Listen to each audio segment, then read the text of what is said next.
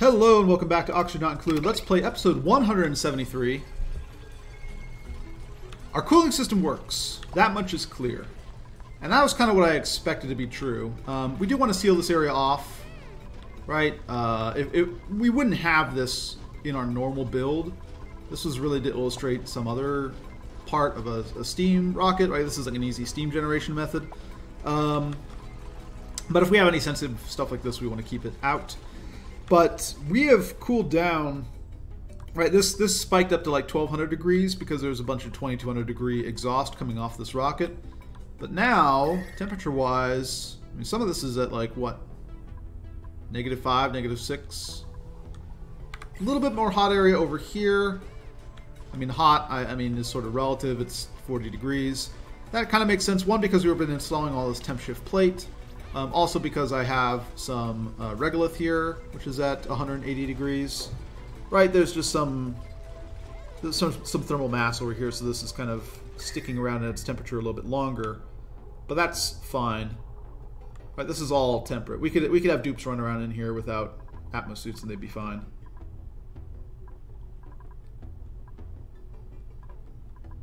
Yeah. I think over multiple launches we would be A-okay.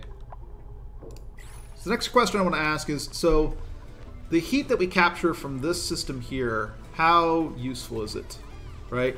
Because there's a difficulty in having this, like we need to cool down this area here because things like gantries do overheat. Although,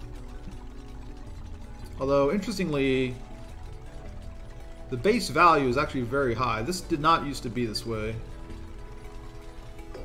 It begins overheating at 2200 degrees Celsius and melts down at 260 degrees Celsius. That doesn't sound quite correct. Either way, the temperature of the rocket exhaust is 2200, so an overheat temperature of 2200 is actually a little bit tricky. Though this is a different value than when I first started here. Interesting. So actually there might be a way. We might not have to cool this thing down. We could allow this to all be hot. The danger of... so we would need an automation system to pull out the contents from the rocket in that case. But this gantry overheat temperature is interesting because this did not used to be 2200 degrees. This has changed. And that changes a lot of things actually. So we capture pretty much all the CO2, which is great. It's actually easy to pump out the CO2 from the system because this cooling system that we have doubles as basically a way of taking out the CO2. This is at 70, this is at 99, sure. It kind of doubles as a system of withdrawing the CO2 because we can just have basically a little area for the liquid CO2 to fall, and we can use that to just liquefy all this carbon dioxide, right? Condense it down and then pump it out. And we can use it for whatever applications. Yeah, let's make sure we keep this area clear though. Stinky coming back during a meteor shower is going to be a little bit rough. But I don't think, I mean, that's usually a pretty rare thing. Dig it out, boys. Dig it all out.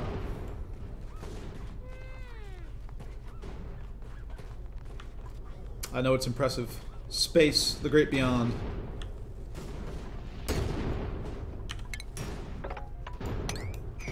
Okay. How much longer? 0.4 cycles.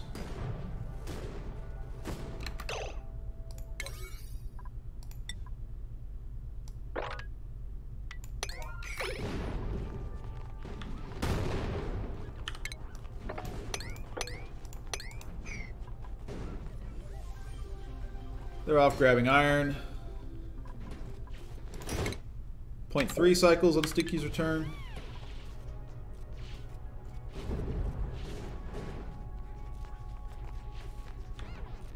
Meteor shower, not quite over.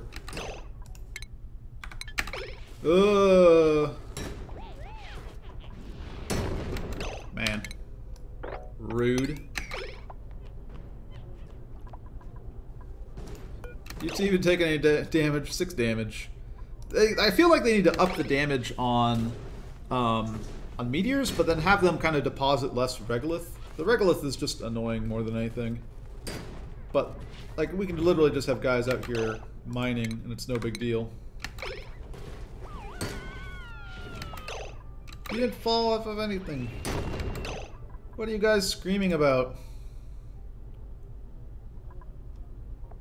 You haven't even taken any damage. Alright.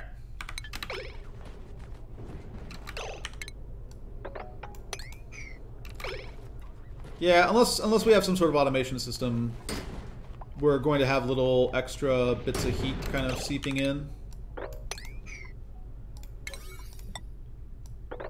Man, is Stinky really going to land during a meteor shower? It's getting that way. Hey! Alright, that's fine. You know, it's probably just time to open.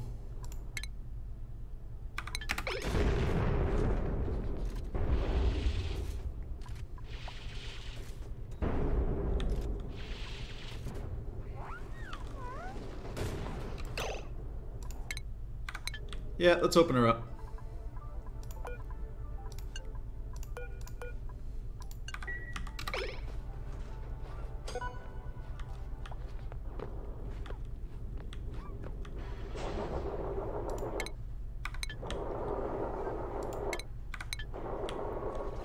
Okay. So we have 1650 grams of carbon dioxide in a standard sort of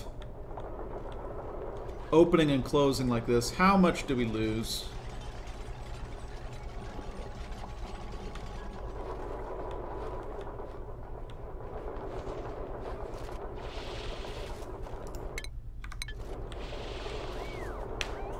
That is another question.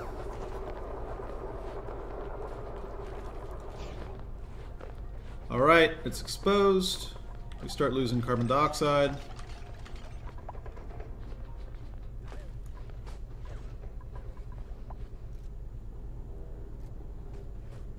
Oh, you're living dangerous here.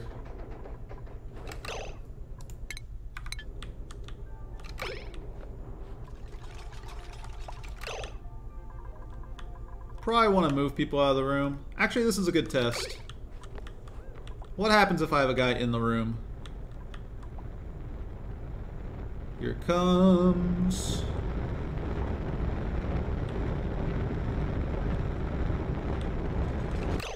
How do you do, Ada? Do you get burned?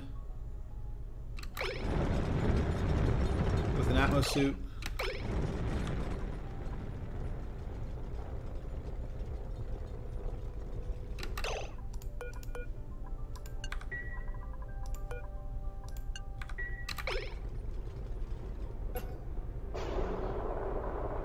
These start closing. Temperature in here is back to pretty hot.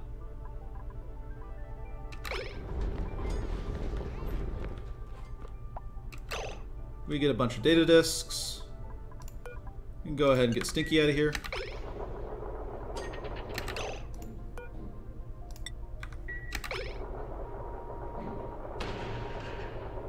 Off you go, Stinks. Okay.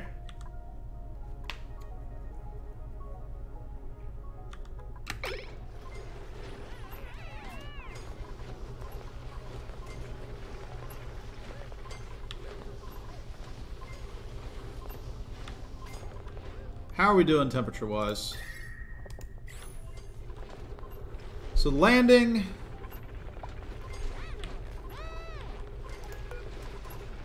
The hydrogen has spiked upwards. Also, if we just had more coolant in the system, actually, because we could have this up to like 150 kilograms.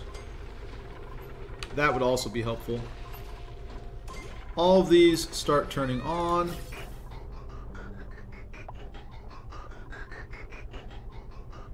Okay, so here's our hot packets of hydrogen coming in. All these turn on. This hydrogen is heating up. We've refueled here. 100, 200, sure.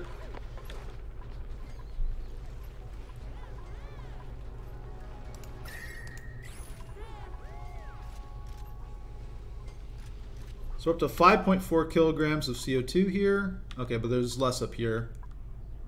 Sure.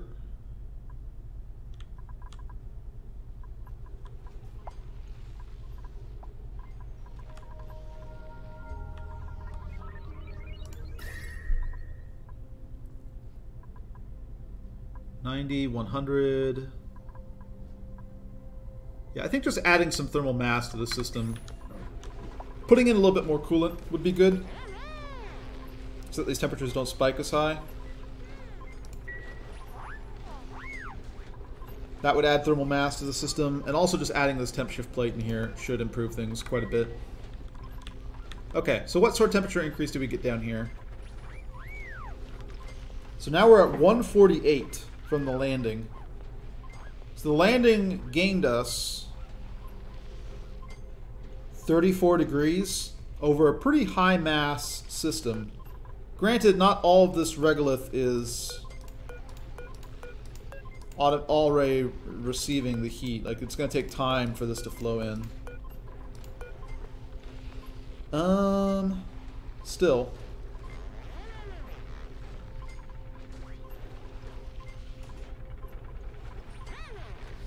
$34 degrees.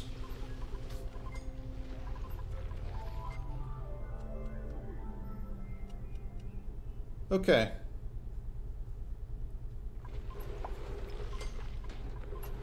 So it would take, if we put in fresh regolith into the system, right? If all this regolith was fairly hot, well, So this system is something that we would use for a steam rocket, right?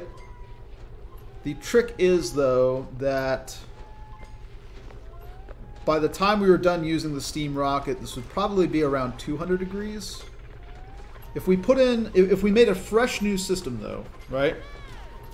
If you made a completely fresh new system, and we didn't necessarily even need to have all this cooling, instead, let's say we put it on the surface, so that all this is exposed to space except for this area right here, right? This regolith could all be at 300 degrees. And if we got, we're not going to get a full 34 degrees. 129.5. Yeah.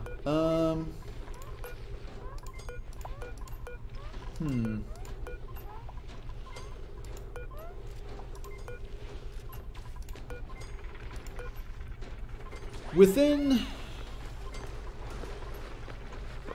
about 5 launches, I would estimate, though, we could actually start converting crude oil in small amounts to petroleum. Like, if we dribbled in crude oil here, we could get petroleum out.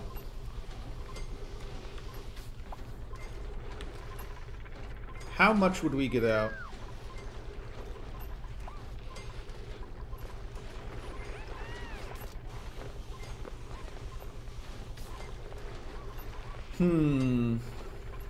We also need to have a lot of thermal mass in here to avoid it turning into sour gas, because we really need to avoid spikiness if we're using this for petroleum generation. We could just have this as a big heating element and have doors connecting to a petroleum generation room. That is a possibility as well.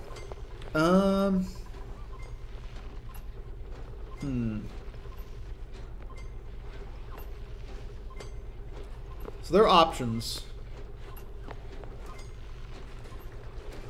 There are definitely options.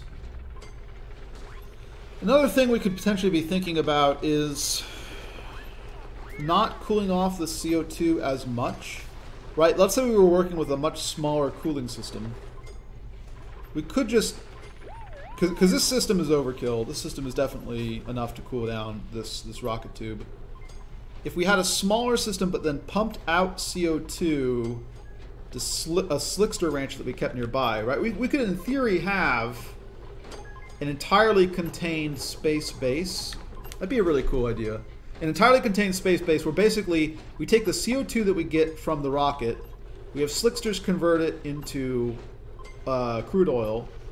We have the crude oil run through the heat of the rocket to produce petroleum. We pump the petroleum back into the rocket, right? We can heat up that petroleum and crude oil before we feed it into the system to create our liquid oxygen. It's an interesting idea. I don't know how practical it is, but it would be a cool build to have a space base that doesn't require you, like a petroleum rocket that doesn't require you to bring in petroleum from elsewhere. Of course, at some point you just move to hydrogen rockets, right? And why do you care anymore about the rest of this nonsense? Yeah, research solid cargoes, please. Not that it really matters. New printables available. What do we got? We'll take some dirt. I prefer dirt over Nicola. Take that, Nicola. Okay.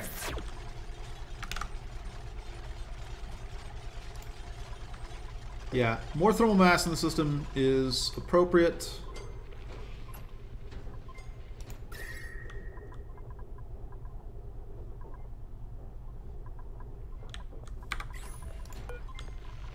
We've already seen this coolant cool down to 150 degrees. More coolant in the system would be good as well. Okay. Let's put the speed back up.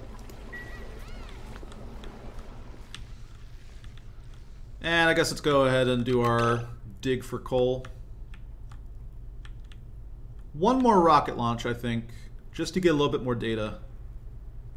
And then I'll be more or less happy with where we're at with this base. I mean, there's still a lot of things to improve, but at that point I'm ready to go into hibernation and wait for the game to release. What is this? There's some slime there apparently that I was trying to dig out at some point. Coal, coal, coal, coal, coal. Did we finally go after the whatever that chunk of coal was? It was like over here. Was it here? Did I get it already?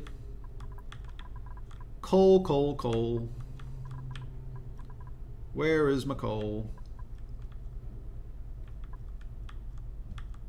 Ah, big chunk of coal over here. Sure, you know what? Let's go ahead and build a little bit of scaffolding across like so. Dig out here. Boom, boom, boom.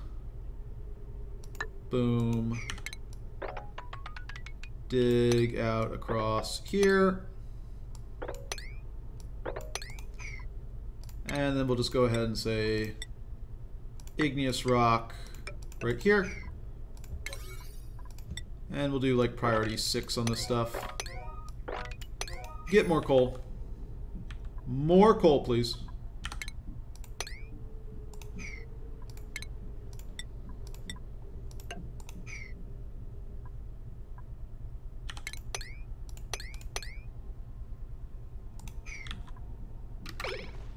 Oh, I literally have coal sitting right around here as well. Hey, grab this. Okay. More coal. So back up to here.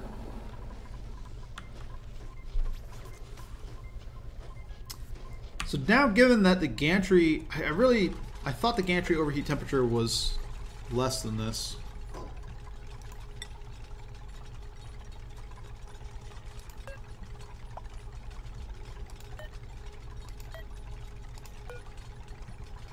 Overheat temperature 2200 degrees.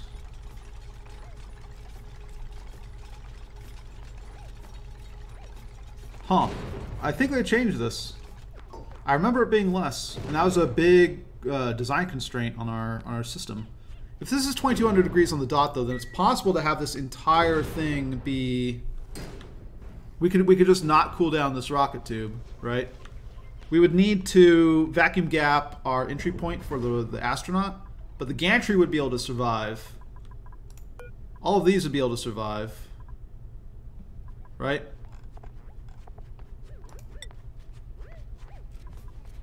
Yeah, melting point 24269 because it's all made out of steel. I guess we wouldn't like stuff like this. The melting point here is 1400 degrees. We need to be careful about what rock we put in here. The insulated tile, this could also melt down. What would I use for insulating tile then? I could also just cool down this insulated tile pretty easily. Right, I could run a pipe through here to keep this cool. That's not that big of an issue. We could have an entirely hot tube. Research complete. Yeah, go ahead and do the next one. Liquid and gas cargoes. Sure, why not? Work on that.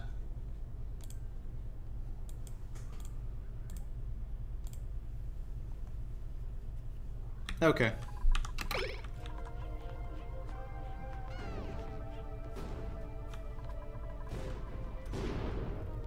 Huh. Okay, okay. Alright, so I think I know what I'm going to do now. Let's go ahead and update this. I want 622 kilograms here. And I want 622 kilograms here. And we are going to launch another rocket. And look at the temperature increases in this area. We should be fine on this. Yeah, this hydrogen, like this temperature is falling pretty quickly. When you have all these things running, it doesn't take that long. Okay, I'm going to cut the episode here. When we come back, we're going to do one more rocket launch. And then I think after that, I'm just going to do sort of a base overview, just to show off the base video. And then I'm going to do a sort of lessons learned from the run video. And those two things, hopefully, I think that'll just be the end of the series. This is interesting, though. We could... What is this? Does the bunker door have... I don't think the bunker door has... Oh. Huh.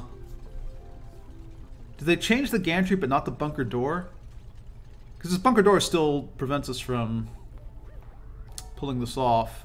Right, so just before I end the episode, you know, one of the ideas is that we have just a completely sealed tube and we keep it hot. We just allow the carbon dioxide to exist at 2200 degrees or whatever, and no cooling, no active cooling or anything. And so the gantry would be able to survive that at 2200. It'd be right on the nose, but it should be fine, right? Because nothing's going to make it hotter than 2200. It's always going to be a little bit less than 2200. But these bunker doors are at 1200 degrees Celsius overheat temperature,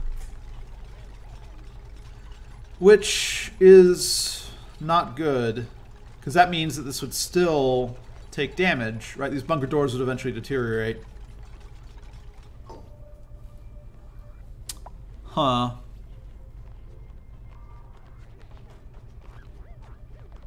Because there's some significant advantages to just having a hot tube. We don't need to build any of this stuff. And we capture more heat, and we capture the carbon dioxide.